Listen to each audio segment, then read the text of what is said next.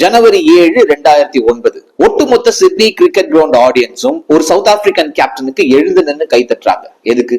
2003வது வருஷம் gram Smith கையில south Africa captaincy பதவியை கொடுக்கறாங்க. உள்ள வந்தோடனே லான்ஸ் க்ளூஸ்னரை டீம்ல இருந்து தூக்குறாரு. நான் கேஸ் போட போறேன்னு சொல்லிட்டு க்ளூஸ்னர் சொல்ல ஆனதை பாத்துருக்கேன்னு சொல்லிடுறாரு. எப்படி இவ்வளவு தைரியம்? 10 வயசுலயே சவுத் ஆப்பிரிக்காவுக்கு நான் கேப்டன் ஆக போறேன்னு சொல்லிட்டு வீட்டுல இருக்கிற ஃப்ரிட்ஜ்ல எழுதி வச்சவருங்க அவரு. 2003ல இங்கிலாந்துக்கு எதிராக டெஸ்ட் மேட்ச் ஆடிக்கிட்டு இருக்கும் போது நாசர் ஹுசைன் பிரஸ் கான்பரன்ஸ்ல கேட்கிறார், அந்த புது பையன் பேர் என்ன அப்படின்ட்டு. அடுத்த 2 டெஸ்ட் மேட்ச் இங்கிலாந்துக்கு எதிராக டபுள் செஞ்சுரி, ஓடிஐல 434 பயங்கரமான ஒரு சேஸ சவுத் ஆப்பிரிக்கா செஞ்சாங்க அப்படின்னா அதுக்கு ஸ்மித் கொடுத்த ஸ்டார்டிங் தான் காரணம். 2008 கடைசியில சவுத் ஆப்பிரிக்கா ஆஸ்திரேலியா வராங்க. முதல் 2 டெஸ்ட் போட்டிகள் ஜெயிச்சாச்சு. 16 வருஷத்துக்கு பிறகு ஆஸ்திரேலியால மண்ண கவியிருக்காங்க.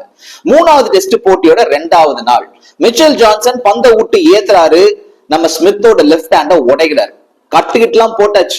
6 வாரத்துக்கு நீங்க பேட்டை பிடிக்கவே கூடாதுன்னு டாக்டர் சொல்லிட்டாங்க. மேட்சோட கடைசி நாள் 9 விக்கெட் காலி. போட்டுக்கிறதுக்கு துணி, பேட்டு, பேட் எல்லாத்தையும் கடன் வாங்கி மாட்டிக்கிட்டு கட்டை கிழிச்சு எரிஞ்சிட்டு நான் ஆடுறேன்னு சொல்லிட்டு ஸ்மித் இறங்கி வந்தார்.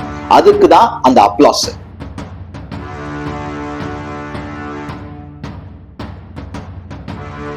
அந்த உறைஞ்ச கையை வச்சுக்கிட்டே 140+ வேகத்துல வந்த பந்துகள் அன்னைக்கு ஆடிக்கிட்டு இருந்தார். ஒரு 11 பந்துகள் மீதம் இருக்கும்போது ஜஸ்ட் மிஸ் விக்கெட்டை விட்டுட்டாரு.